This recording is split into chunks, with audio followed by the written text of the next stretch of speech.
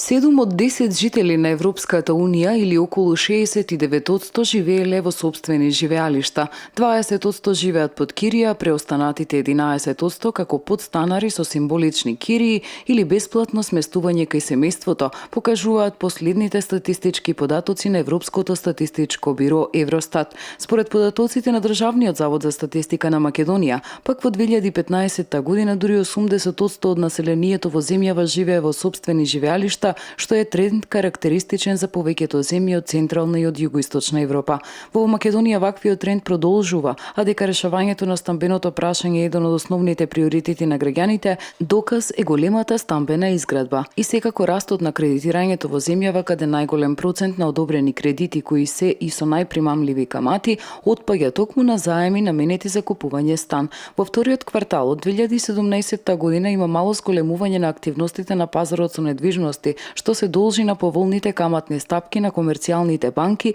и големиот пад на цените на становите, а може да се забележи и голем пад на цените на закупите на станови во голем број на општини. Ова го покажуваат резултатите од регистарот на цени и закупнини за периодот од 1 март 2017 до 30 јуни 2017 година, што ги изработи Агенцијата за катастар на недвижности. Од регистарот се гледа дека понудата на станови на пазарот континуирано расте, со што ја задоволува побарувачката и во моментов има доволна залиха на новоизградени станови, доколку побарувачката се зголеми.